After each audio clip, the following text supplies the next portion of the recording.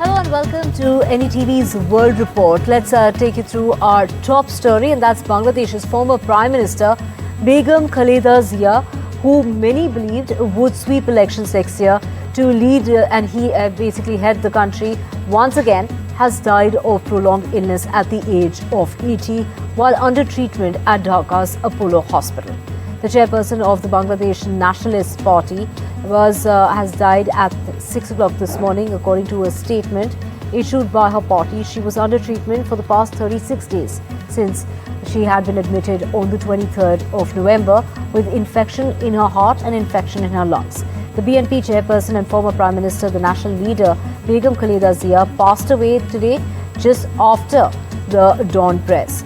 The party said in a statement that the first female Prime Minister of Bangladesh had long been battling multiple health complications, which included liver cirrhosis, arthritis, diabetes, and chronic issues affecting her kidneys, her lungs, her heart, as well as her eyes. And this comes 5 days after her son returned after being in exile for 17 years in UK. It's a sad day for your party, of course, for the country as well.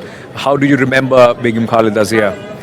Yeah, it is very much painful for us. Khaleda Zia has been passed. We expected that she will be able to see the election, but before that she died. All the nation is basically shocked. Tareq Rahman is taking over the role now, and we're expecting that next election he will win. We want to see him as our next Prime Minister. I have nothing to say about this day. This is very much painful, and all the inhabitants of Dhaka city and all over the world, they are shocked very much. Actually, it's a great loss to us. Begum Khaleda Zia is not only a Prime Minister, he's a mother. Actually, all the young guys and all the Bangladeshis, he's the mother. Well, let me tell you that right now NDTV is reporting from right outside the hospital, the Evercare hospital here in Dhaka, where for the last 36 days, Begum Khaleda Zia, the former Prime Minister, the chairperson of the BNP, was admitted.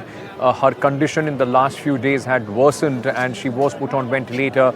And today in the morning it was declared that she has passed away at 6 a.m.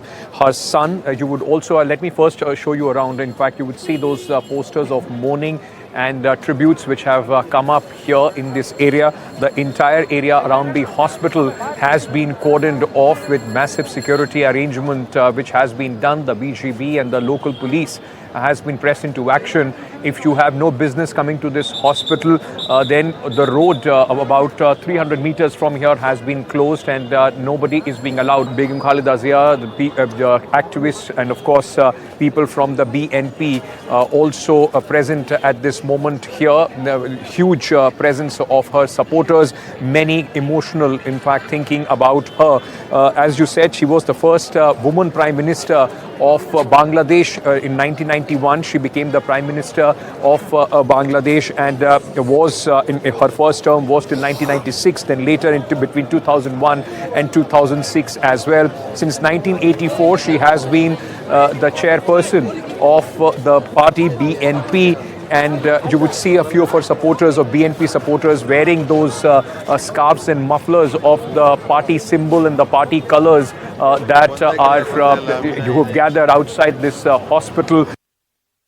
Now, at least 5 houses of a Hindu family were set on fire, and this took place in the Muslim-dominated nation's Firuzpur district in what is suspected to be a targeted attack on minorities. The incident occurred on the 28th of December, over a week after 29-year-old garment worker Deepu Chandra Das was attacked by a mob, lynched, and his body set on fire. And this is due to allegations that were being made on the 18th of December. NDTV spoke to the Saha family over the phone from Dhaka as they continue to be in fear. They refused to come on record and just said that they don't know how the fire started and the police are investigating the cause. Now, Donald Trump said on Monday that the United States had hit an area in Venezuela where boats are loaded with drugs. The move marks the first known time Washington has carried out land operations in Venezuela since a pressure campaign against the president of Venezuela. It was not immediately clear what target was hit, nor which part of the US government acted. Meanwhile, Pentagon has carried out yet another deadly strike, and this has taken place in the Pacific.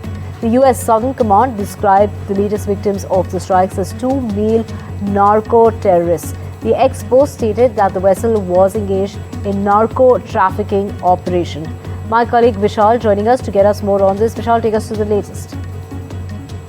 So what we do know so far is that this is the first time US President Donald Trump acknowledging the fact that the US indeed did strike a land target in Venezuela in its pressure campaign, what the US government calls it as a counter narcotics campaign, but really an escalation in the tensions between US and Venezuela that we have been seeing over the past couple of months. Now moving on from targeting smaller ships that they say are being used to spread narcotics and transport narcotics. Now this time a drug facility and a port that was being used by these boats to transport narcotics. This is what has been targeted. Now, which departments were involved in this strike is yet to be determined. But what the details that we know so far is that this strike was done yesterday, and it was basically, the target was essentially a storage area where drugs were stored and then moved on to boats and then transported. So what the US government says is that this is part of their counter narcotics campaign, but what this could mean for the tensions between the US and Venezuela is yet to be seen, because Trump has indicated that he is not backing away from any sort of direct conflict with Venezuela either. Nisha, thank you so much for getting us the very latest.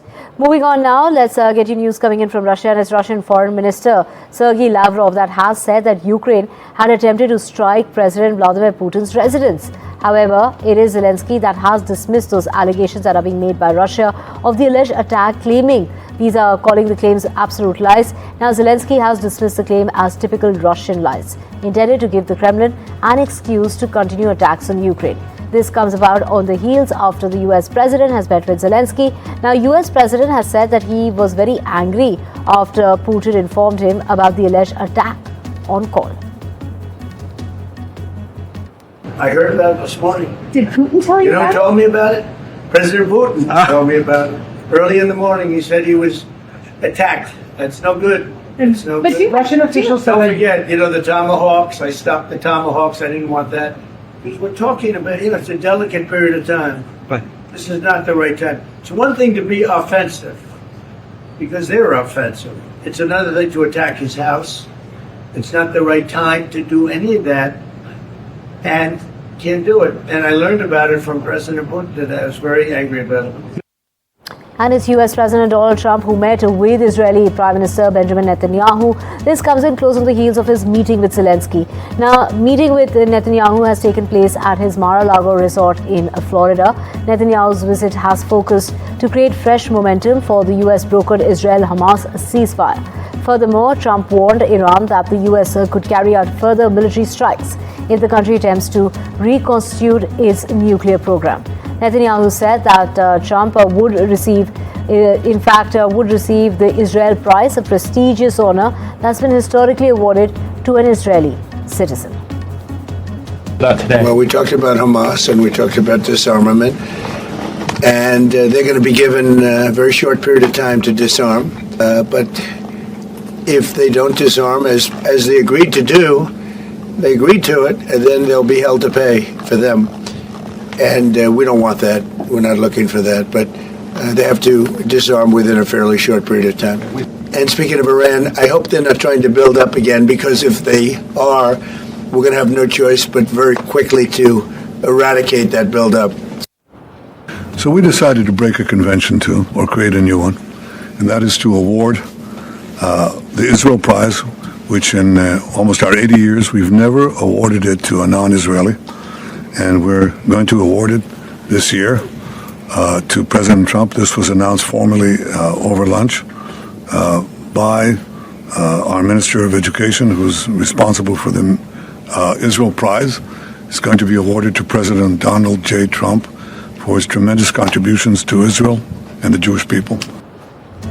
While UK, this is of course moving on now to Ukrainian President Zelensky, who has said withdrawing from the Donbas area carries big risks for Ukraine and a referendum will not really be positive. Zelensky made the comments during a sit-down interview with the Western media. Now, it is the United States that's offering Ukraine security guarantees for 15 years as part of a proposed peace plan. That's according to Zelensky, who expressed a preference for a longer commitment to basically ward off Russian aggression. All the parties have to understand that the worst way is to go out from the Donbass. It will be big risks for Ukraine, not acceptable by Ukrainians, but they will, just personally, and referendum will not be positive. And Saudi Arabia bombed Yemen's port city of Mukalla over a shipment of weapons for a separatist force there had arrived from the UAE. Now, the United Arab Emirates did not immediately acknowledge the strike. According to Saudi state media, the ship's crew had disabled tracking devices aboard the vessels and unloaded a large amount of weapons. This was done in support of the Southern Transitional Council's forces. It wasn't immediately clear if there were any kind of casualties from the strike or if any other military besides Saudi Arabia's took part in this. This is a group of separatists in southern Yemen who have sought to make their own separate country in that region. The STC, as it's known, has been backed by the United Arab Emirates in their fight against the Houthis, and the Emiratis have been arming them. But last week, we did see Saudi Arabia launch an airstrike trying to warn the STC off from 2 new governance it's taken in Yemen. Those fighters remained in those governance, and now we're seeing the Saudis launch this airstrike. And we saw China firing rockets towards Taiwan today and deployed new assault ships alongside bomber. We're talking about bomber aircraft and warships to encircle the island. The moves marks the second day of China's most extensive war games aimed at rehearsing a blockade. China announced live firing exercises in the sea and also in the airspace of 5 locations surrounding Taiwan and off the Chinese coast, lasting until about 3:30 in the afternoon. Naval and Air Force units conducted drills focusing on strikes against maritime and aerial targets. These exercises also included anti-submarine operations and were strategically positioned to the north and the south of democratically governed Taiwan. China's top diplomat has slammed the US military sales to Taiwan as China's military staged a second day of drills around the island. Chinese Foreign Minister Wang Yi has said that the most senior Chinese official to comment on the sale so far has blasted the Taiwan Independence Forces in a speech reviewing China's foreign relations. Now, he's gone on to reiterate that China's resolve for complete reunification with Taiwan, a self-ruled island that split from China amid a civil war that took place back in 1949. 台湾问题是中国的内政，是中国核心利益中的核心。针对台独势力的不断挑衅以及美国大规模对台售武，我们当然要坚决反对，有力反制。今年是台湾回归祖国80周年，实现祖国完全统一，是在依法维护国家的主权和领土完整，是我们必须完成的历史使命。 Protests have erupted in Tehran and shopkeepers have poured into the streets to protest the declining economy. Business owners closed shop and protested the free-falling national currency. The protesters turned violent in several cities as crowds chanted against the ruling government. While the slogans initially focused on economic issues on the first day, the second day's chants displayed a transition from the economic frustration to explicit political dissent. The Commissioner of the Australian Federal Police, or the AFP, have said that the 2 alleged Bondi attackers were not part of a broader terrorist cell. The commissioner said that there had been much speculation about the alleged shooter's visit to the southern Philippines, but the speculation, which once drew small number of foreign militants aligned with Al-Qaeda or the Islamic State, now Barrett has said that the AFP have ongoing investigations into those who corrupt Islam. CCTV footage capturing their stay in the Philippines has been provided to the AFP, and we are currently reviewing that material. What this points to, and I will again advise this is a point-in-time assessment, is that these individuals are alleged to have acted alone. There is no evidence to suggest these alleged offenders were part of a broader terrorist cell or were directed by others to carry out an attack. However, I want to be clear, I am not suggesting that they were there for tourism. New South Wales Police in Sydney will deploy more than 2,500 officers to patrol the streets of the Australian city on New Year's Eve. The move marks the largest number of officers ever deployed for the event. Talking to reporters in Sydney, it was the Premier, Chris Minns, who highlighted how terrorists thrive on fear. We want to make it clear that if families and the community are thinking about coming to Sydney Harbour to spend some time in the community with their friends, we're hoping that they do it. Terrorism thrives on fear. What the terrorists hope is that people crawl up in a ball and don't go about living their normal lives. But we need to show defiance in the face of this evil, and the best way of doing that is to spend some time with your friends and your family on New Year's Eve on Sydney Harbour. Now, Russia said on Monday that its armed forces had taken control of one settlement in the Donetsk region. Meanwhile, Ukraine reported on the same day that its troops had repelled multiple attacks from Russian forces. Russian Ministry of Defense said that during the past 24 hours, its forces also targeted Ukraine electronic warfare stations, counter battery radars, and ammunition depots. Now, Russian air defense systems intercepted and destroyed 2 Ukrainian missiles and 140 fixed-wing drones. US military has, in fact, in the southern part of Netherlands, removed 2 displays recognizing black troops who helped to liberate Europe from the Nazis. Visitors have filled the guestbook with objections. The move came after the US President Donald Trump issued a series of executive orders ending diversity, equity, as well as inclusive. This is the inclusion program. Now, the removal, carried out without public explanation, has angered Dutch officials, the families of the US soldiers, and the local residents as well. People in Limburg area and the Netherlands, they didn't expect it at all. They know about what is happening in the States with their putting people out of the history and out of the websites in Arlington and in the Ministry of Defense, etc. But never we thought that that could be also happening here in the Netherlands, and that's why everybody is very disappointed and sad about that. The 2-time former world heavyweight champion from Britain, Anthony Joshua, was in a stable state in hospital after being involved in a car crash. This took place in Nigeria. The crash killed 2 people who were close friends and team members as well. Footage has now been accessed. The footage that you can see from the scene showed Joshua wincing in pain as he was pulled from the wreckage of the crash. According to the spokesperson for the Federal Road Safety, preliminary investigation has indicated that the vehicle was traveling beyond the legally prescribed speed limit. This led to losing control during an overtaking maneuver, and the car crashed into a stationary truck. Now, survivors and families of the victims of a deadly train crash in southern Mexico demanded answers. These answers are being demanded as the government has promised to investigate what caused a train to derail on a rail line connecting the Pacific Ocean with the Gulf of Mexico. 13 people, including a teenager, died when the train with 250 people on board went off the rails on Sunday. Nearly 110 people have been injured in the tragedy. Pues ha sido algo muy complicado para todas las familias que llevaban o usaron el servicio del ferrocarril, porque en su momento no hubo suficiente información, no estuvimos velando, ahí amanecimos.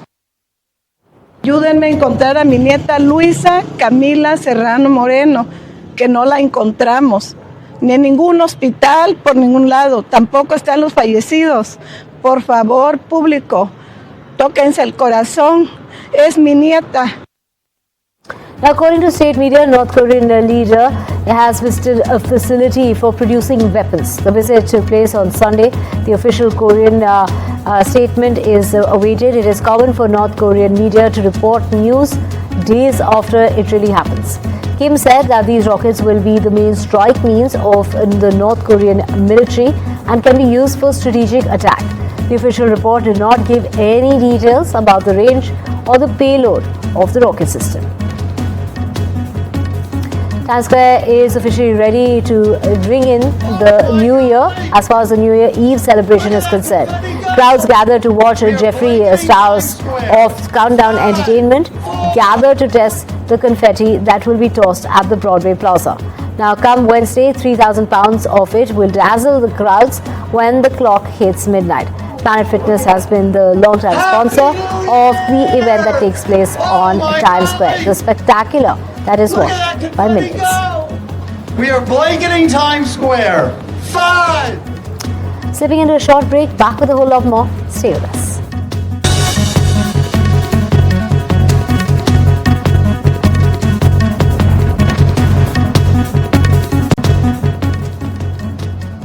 Welcome back. Now, the US government has granted an annual license to Samsung Electronics to bring in chip manufacturing to their facilities in China for 2026. The approval is a temporary relief as far as South Korean firms and follows a US decision earlier this year to revoke license waivers given to some tech companies. Samsung and Hynix and TSMC had benefited from exemptions to Washington's sweeping restrictions on chip-related exports to China. But the privilege known as validated end-user status will end tomorrow, the 31st of December. And now let's get you some entertainment news, and this is in regard to Hollywood stars Idris Elba as well as Cynthia Erivo. To a 102-year-old judo instructor have been named in King Charles III's New Year's honor list. The list is an annual tradition that recognizes people for their contribution to UK's public life. Elba was knighted for his contribution for the services to young people after he and his wife Sabrina funded the Elba Hope Foundation to target issues such as knife crime. One of the stars of Wicked was named a member of the British Empire for services to music and drama. And Beyonce has been declared a billionaire by the Forbes Group and joined the world's wealthiest people, including her husband, Jay-Z. The 44-year-old Grammy-winning singer is now the 5th billionaire musician. The announcement follows after the success of her Cowboy tour, which grossed more than $400 million in ticket sales.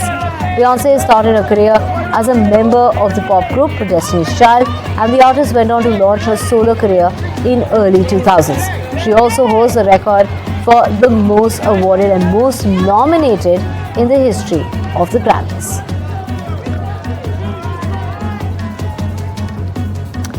And with that, it's a wrap on this edition. News and updates will continue. Keep watching.